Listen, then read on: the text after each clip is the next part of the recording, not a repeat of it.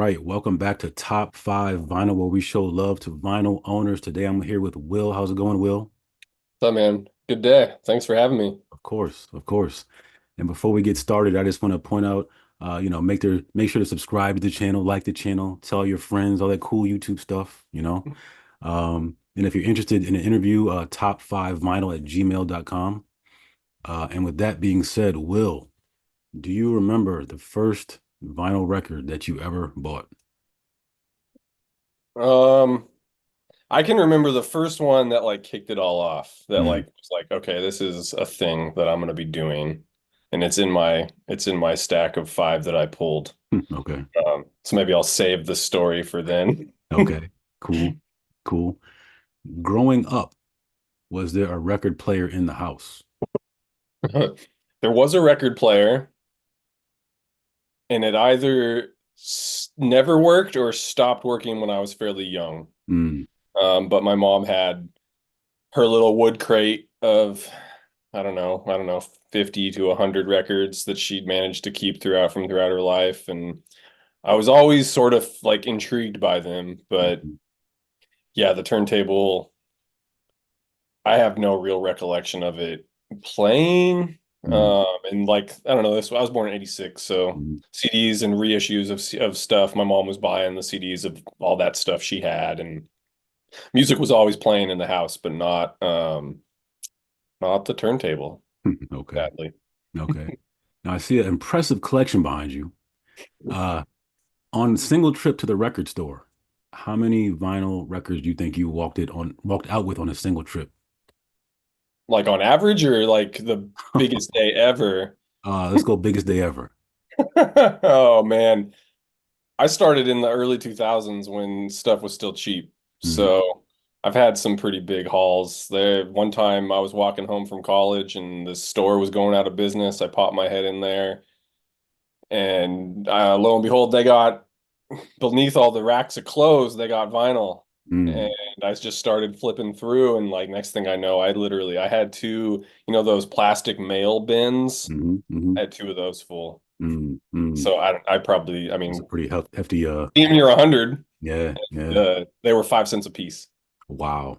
Okay, So okay. like, yeah, I don't know. I don't know if I've ever done something quite like that, but it was, I mean, I could pass by three, four, five different record stores for my walk from my college campus to home, my apartment. Didn't matter which way I went, I was going to go buy at least one. Mm, And stuff was, at most $10. right. So it was pretty easy to, and oftentimes one of the big ones, they had a whole second story that was 50 cent dollar vinyl. Wow. And you could go up there and dig for hours and come up with gems. Like I don't know, it just wasn't what the market is now. Like, you're not finding that really today. Right, right. You Okay. find a $5 bin. Right, right. I don't So know, maybe there's probably still, you probably can still find it. You just got to look a little harder. mm, Uh, but yeah, I don't know. I definitely had, that's part of how I amassed this is I was fortunate to get in before it was a gold rush. yeah, yeah. So like on your journeys, either from college to the record store or just in general, did you have a favorite record store to go to? Mm.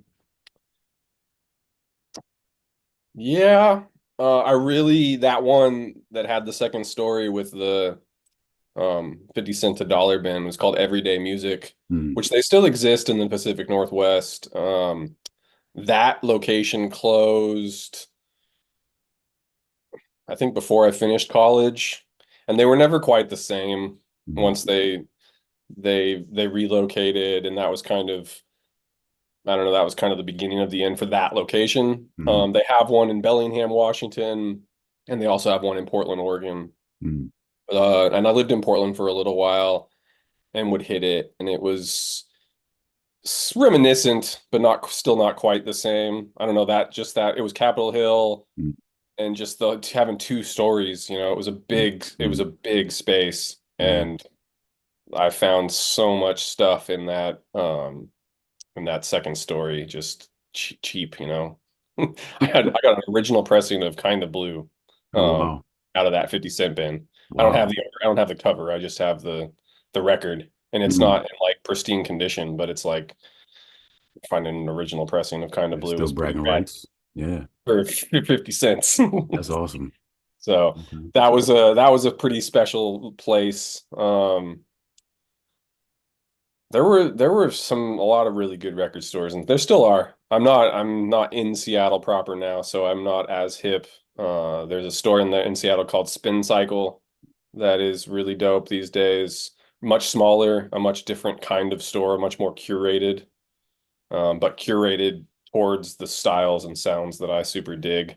Mm. So it makes it easy to walk in there and have to hold back how much money I'm going to spend. Huh, right, right. Okay. And do you have a favorite place to listen to your vinyl records? Oh, I mean, I got this room, and then I have a setup in my living room. Mm.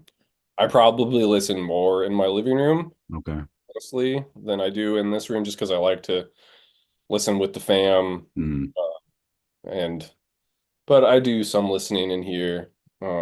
So I don't know the place matters that much. I have a portable turntable I can take with me if I'm like Mm. going to be traveling for a little bit, and I'll bring Mm. that with me to be able to listen to records wherever Gotcha. I am. Right. Brought it to Airbnbs in the middle of nowhere Hmm. on a weekend trip just to be able to have some non-streaming sounds. Right, right, right. All right, cool. That's cool. All right. So being that this is top five vinyl, Will, I want you to show me your number five, your fifth vinyl that you have in front of you. Can you point that Oh to the man, camera you're for us? doing a countdown. We're doing the countdown.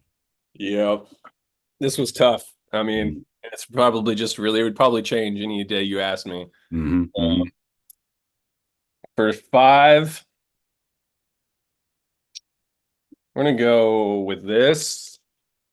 So this Hmm. is LP from Run the Jewels Hmm. fame, but this is 2004. It's a jazz record that he did with some pretty heavy jazz players, Matthew Shipp, William Parker. Um, and it's just hip hop and rap were kind of my doorway to record collecting, Hmm. figuring out what about samples. Hmm. Uh, and I loved what LP did as a hip hop producer in the early days. I Hmm. mean, and even still now too.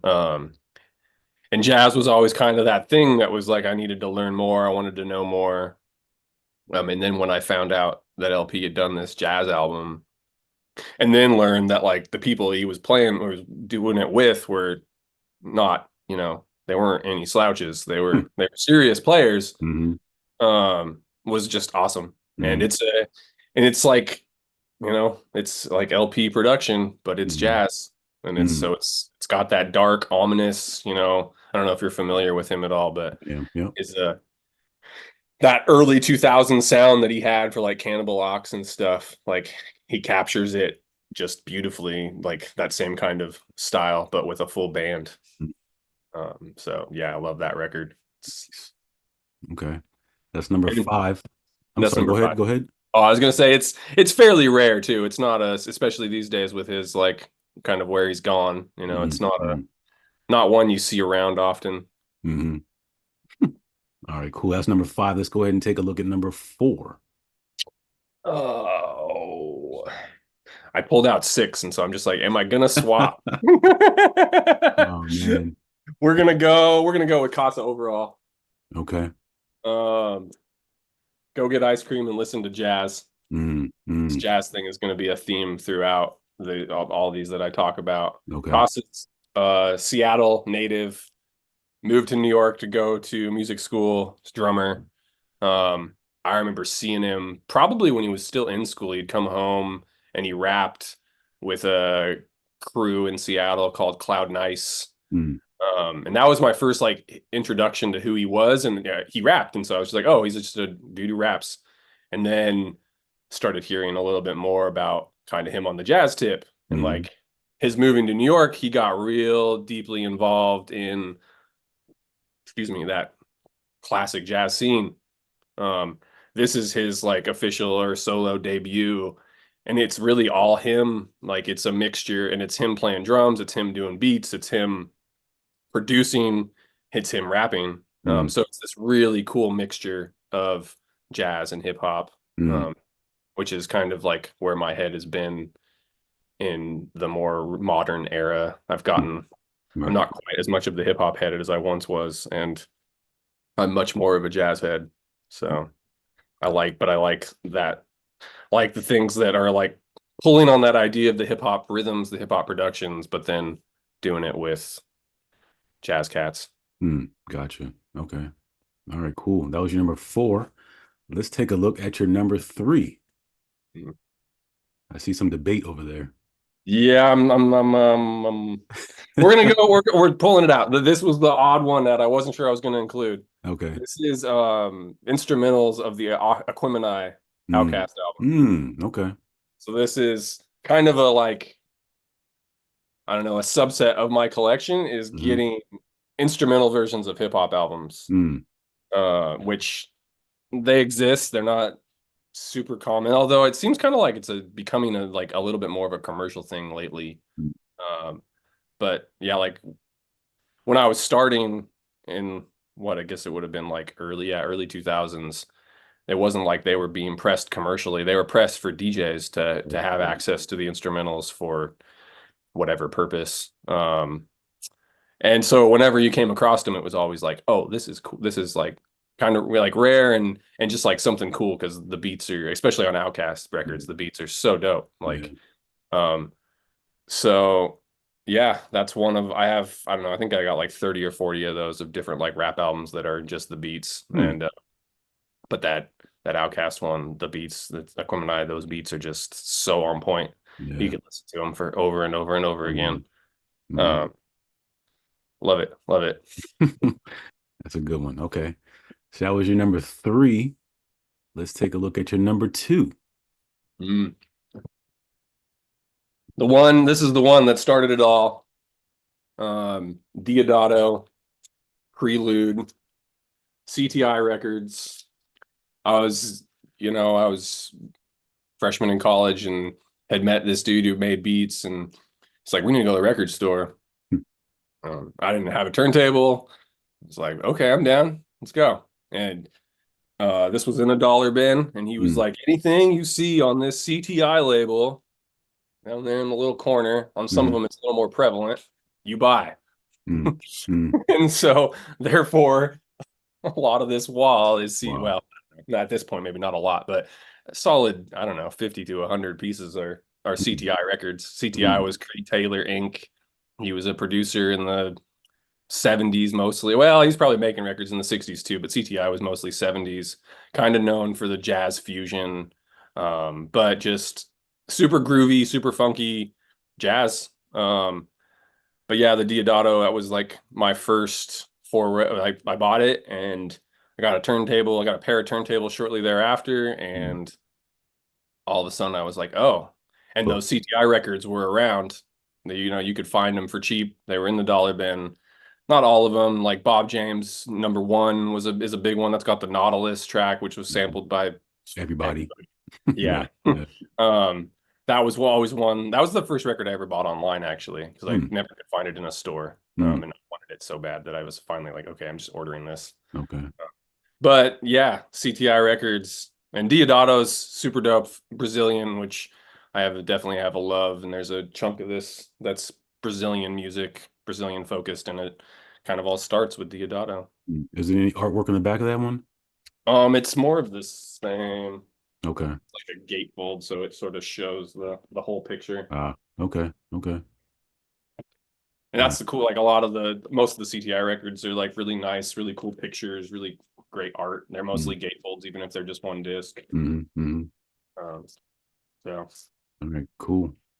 So that's your number two. Let's take a look at the grand finale. all right. In a Silent Way, Miles Davis. Mm. Mm. And this one's mostly a personal selection.